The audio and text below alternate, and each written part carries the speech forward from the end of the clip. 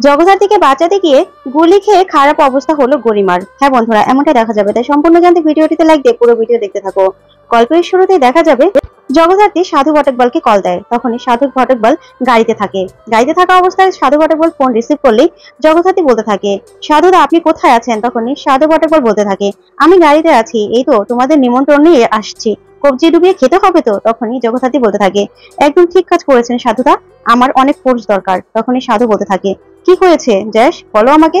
তখন জগদ্ধাত্রী বলে, আসলে আমার মনে হচ্ছে আমার জন্য কেউ ফাঁদ পেতেছে, কেউ খেলা খেলছে খেলা। তখনই সাধু ঘটকবল বলতে থাকে, কে?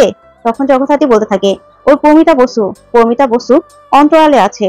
সে এই বিয়েতে এসেছে ঠিক আছে, কিন্তু সামনে আসেনি এখনো, আড়ালে রয়েছে, লুকিয়ে রয়েছে। তাই আমার মনে হচ্ছে যে কোনো একটা ফাঁদ পেতেছে, আমার কোনো ক্ষতি করার চেষ্টা করছে ও।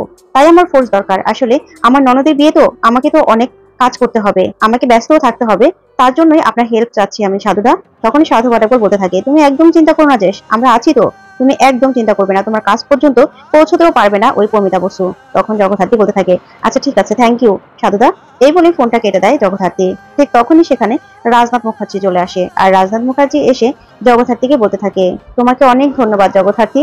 তখন জগদ্ধাত্রী বলে, কেন বাবা, কেন ধন্যবাদ দিচ্ছেন? তখন রাজনাথ মুখার্জি বলতে থাকে, তুমি আমাকে কথা দিয়ে কথা রেখেছো, তুমি বলেছিলে এই পুরো পরিবারটাকে একত্রে করে দেবে, তুমি সেটাই করেছো, আমি তোমার কাছে সারা জীবন ঋণী থাকবো। এই বলে সেখানে কৌশিকী চলে আসে আর এসে বলতে থাকে, ও আচ্ছা, এখন সব কৃতিত্ব বৌমা তাই না? আর আমি যে এত কিছু করলাম তার কোনো নাম নেই?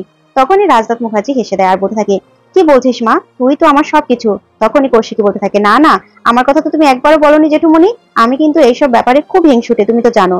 এই বলে খুব হাসাহাসি করতে থাকে জগদ্ধাত্রী, রাজনাথ মুখার্জি আর কৌশিকী। তখন রাজনাথ বলে, জগদ্ধাত্রী আমাদের জন্য অনেক কিছু করেছে, যার ঋণ কোনোদিনও শোধ করতে পারবো না। ও আমার পরিবারটাকে একত্রে করে দিয়েছে, ও আমাকে কথা দিয়েছিল, সে কথা রেখেছে, তাই ও যে ধন্যবাদ পাও না। তখনই কৌশিকী বলে, শুধুমাত্র ও এগুলো করেনি জেঠুমনি, ও আরো অনেক কিছু করেছে এই পরিবারটার জন্য। সেই জন্যই তো বলি যে জগদ্ধাত্রীর মতো বউ পাওয়া ভাগ্যের ব্যাপার, কিন্তু ওর তো একটা আক্ষেপ রয়ে গেল জেঠুমনি। তখনই রাজনাথ মুখার্জি বলে, কি আক্ষেপ? ওর আবার কিসের আক্ষেপ? তখন কৌশিকী বলতে থাকে, ওর বরটাই তো এখনো এবারে স্বীকৃতি পেল না। তখন রাজনাথ বলে, কে বলেছে স্বীকৃতি পায়নি? ও তো এবারেরই ছেলে। তখন কৌশিকী বলতে থাকে, সেটা তো আইনিভাবে হয়নি। তখন রাজনাথ বলে, সেটাও পেয়ে যাবে, তোমরা একদম চিন্তা করো না, তোমরা আমার বাড়ির সবকিছু, তোমরা এই বাড়িটাকে একত্রে করে রাখবে, আর তাহলে আমি কিচ্ছু চাই না আর। তখনই জগদ্ধাত্রী বলতে থাকে, হ্যাঁ বাবা, আপনি একদম চিন্তা করবেন না, এই পরিবারের বড় বউ আমি, এই পরিবারটাকে আগলে রাখা আমার দায়িত্ব।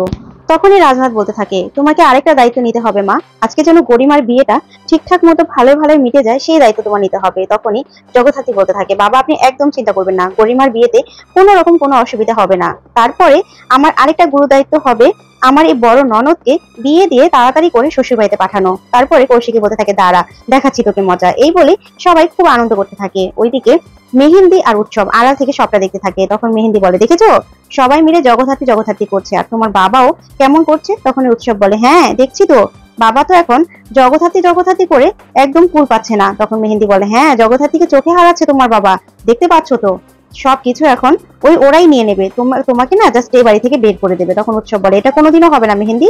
তখনই সেখানে বৈদেহী চলে আসে আর এসে বলে, এই কথা কোনোদিনও বলবে না মেহেন্দি, কারণ যদি ভাগ হয় সমানে সমানে হবে, তাই এগুলো নিয়ে না যেসব জায়গায় কথা বলো না, সব জায়গায় এসব নিয়ে কথা বলতে হয় না। তখনই কৌশিকীর মা চলে আসে আর এসে বলে, কি রে এখানে কি করছিস? ওখানে তো গরিমাকে মণ্ডপে নিয়ে যাওয়ার কথা, চল চল সেখানে যেতে হবে তো, বিয়ে শুরু হয়ে যাচ্ছে। এই বলেই বৈদেহী, কৌশিকীর মা আর জগদ্ধাত্রী কৌশিকীকে নিয়ে চলে যায় সবাই। ওইদিকে মেহেন্দি আর উৎসব যায়। তারপরে দেখা যাবে বিয়ের ভিড়ের মধ্যে বরযাত্রীদের মধ্যে দাঁড়িয়ে আছে প্রমিতা। তখনই একজন ওয়েটারকে প্রমিতা ডাক দেয় আর বলতে থাকে, একটু এদিকে আসবেন। এই বলে সাইডে নিয়ে গিয়ে সে ওয়েটারের কাপড় চোপড় পরে প্রমিতা বেরিয়ে আসে আর সেই ট্রেতে নিয়ে নেয় সে পিস্তলটা। তারপরে এই করে হাঁটতে থাকে চুপি চুপি। আর অন্যদিকে দেখা যাবে গরিমাকে নিয়ে সবাই আনন্দে হাসি আনন্দে আসছে। তখনই ওয়েটার বেশে প্রমিতা পিস্তল নিয়ে দাঁড়ায় আর টার্গেট করে জগদ্ধাত্রীকে। তখনই গরিমা সহ সবাই মিলে হাসতে হাসতে আসছিল। আর হঠাৎ করে গরিমা দেখতে পায় যে ওয়েটার বেশে একজন জগদ্ধাত্রীকে তাক করে পিস্তল ধরে আছে, যেটা দেখে গরিমা সহ্য করতে পারে না। তখনই চিৎকার করে ওঠে জগদ্ধাত্রী বলে, আর চিৎকার করে সাথে সাথে জগদ্ধাত্রীর সামনে দাঁড়িয়ে পড়ে গরিমা, আর সেই গুলিটা গরিমার পিঠে লাগে। তখনই সবাই যেন থমকে যায়, আর ওইদিকে প্রমিতাও যেন থমকে যায়। আর তখনই সবাই চিৎকার করে ওঠে, কেউ অ্যাম্বুলেন্স, কেউ গাড়ি ডাকো, কেউ ডাক্তার ডাকো। তখনই গুঞ্জন বলতে থাকে, জগদ্ধাত্রী বলতে কণ্ঠ না? কি হলো, ওখানে কি হলো? এই বলেই গুঞ্জনে দৌড়ে আসে। তখন দেখে গরিমা অজ্ঞান হয়ে পড়ে আছে।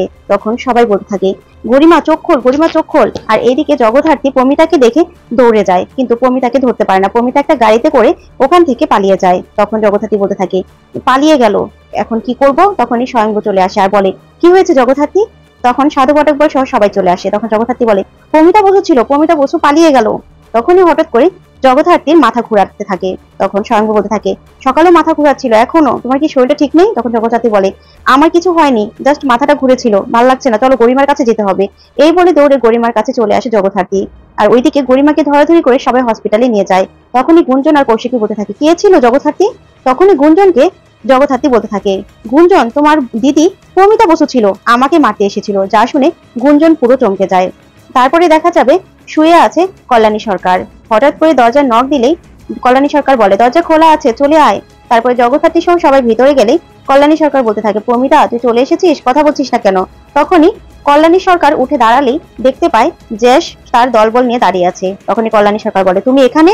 তখন জগদ্ধাত্রী বলতে থাকে, হ্যাঁ আমি এখানে। আপনি তো বলেছিলেন আপনি বয়স্ক মানুষ, ডিপার্টমেন্টে যেতে পারবেন না, কিন্তু আপনাকে ডিপার্টমেন্টে যে যেতেই হবে। তখন কল্যাণী সরকার বলে, কি হয়েছে তোমার, পাগল হয়ে গেছো? এত ইন্টেলিজেন্ট একজন অফিসার এসব আবোল তাবোল কি কথা বলছো? তখনই জ্যাস বলতে থাকে, আবোল তাবোল? আপনার মেয়ে যে প্রমিতা বসু সেটা তো আমি জানি, আর বনলতা চক্রবর্তী আর দীপন বসুর খুনের সাথে আপনি নিজেকে জড়িয়ে ফেলেছেন, সেজন্য তো আপনাকে ডিপার্টমেন্টে যেতে হবে। তখনই কল্যাণী সরকার কথা ঘুরানোর জন্য বলতে থাকে, কে বলেছে তোমাকে বনলতা মারা গেছে? বনলতা জীবিত আছে, মারা গেছে তো প্রমিতা। তখনই জগদ্ধাত্রী বলতে থাকে, আপনি কি আমাকে বোকা মনে করেন? আপনি নিজেই তো বলেন যে আমি অনেক ইন্টেলিজেন্ট, তাহলে আপনি কি করে আমাকে বোকা ভাবলেন? আরে আপনার মেয়েই তো প্রমিতা, মাতৃত্বকে অস্বীকার করবেন না, বুঝেছেন? অপরাধ করেছেন, অপরাধের শাস্তি তো আপনাকে পেতেই হবে। আপনাকে ডিপার্টমেন্টে নিয়ে যাওয়া হবে। হ্যাঁ, রাত করে নিয়ে যাব না, কিন্তু কালকে সকাল হলে নিয়ে যাব। আমাদের ফোর্স চারদিক দিয়ে আপনাদের বাড়ি ঘিরে ফেলেছে, না আপনার মেয়ে এখানে ঢুকতে পারবে, না আপনি বেরোতে পারবেন। তখনই কল্যাণী সরকার বলে, কি চাও তুমি? তখন জগদ্ধাত্রী বলে, বুঝতে পারছেন না কি চাই? আপনার মেয়ে আরেকটা বড় অন্যায় করে ফেলেছে। তখন কল্যাণী সরকার বলে, কি? তখন জগদ্ধাত্রী বলে, আমাকে গুলি করতে গিয়ে আপনার মেয়ে, আমার যে ননদের বিয়ে ছিল আজকে আপনার বোনের ছেলের সাথে, সেই আমার ননদকে গুলি করেছে। ও এখন লগ্নভ্রষ্টা হতে চলেছে, বুঝতে পারছেন আপনি?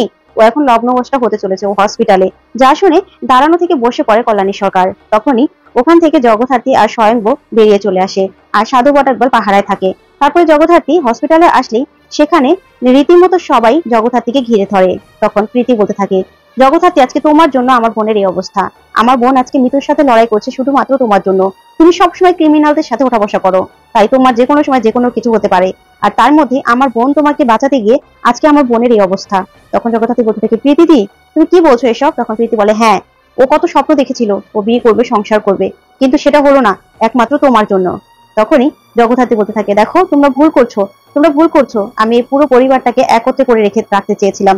একত্রে, বাবা আমাকে বলেছিল এই পুরো পরিবারটাকে যেন আমি একত্রে করে রাখি, আমি সেটাই করছিলাম। আমি পরিবারটাকে সব অনেক ভালোবাসি, বিশ্বাস করো মা, বিশ্বাস করুন। তখনই বৈদেহী বলতে থাকে, বিশ্বাস অবিশ্বাসের তো কিছু নেই। তখনই সানভি বলতে থাকে, তোমাকে আর বিশ্বাস করি না আমরা, তোমার জন্যই আজকে এই অবস্থা। হ্যাঁ, আমিও বলবো যে তোমার জন্য গরিমার আজকে এই অবস্থা, তোমাকে বাঁচাতে গিয়ে এই অবস্থা হয়েছে গরিমার, না হলে এই অবস্থা হতো না। তোমাকে মারতে এসেছিল, যেই ক্রিমিনাল এসেছিল সে তোমাকে টার্গেট করে মারতে এসেছিল, আর তোমাকে বাঁচাতে গিয়ে আজকে গরিমার এই অবস্থা হয়েছে। যা শুনে চমকে যায় জ্যাস সান্যাল। তো বন্ধুরা, কেমন লাগলো?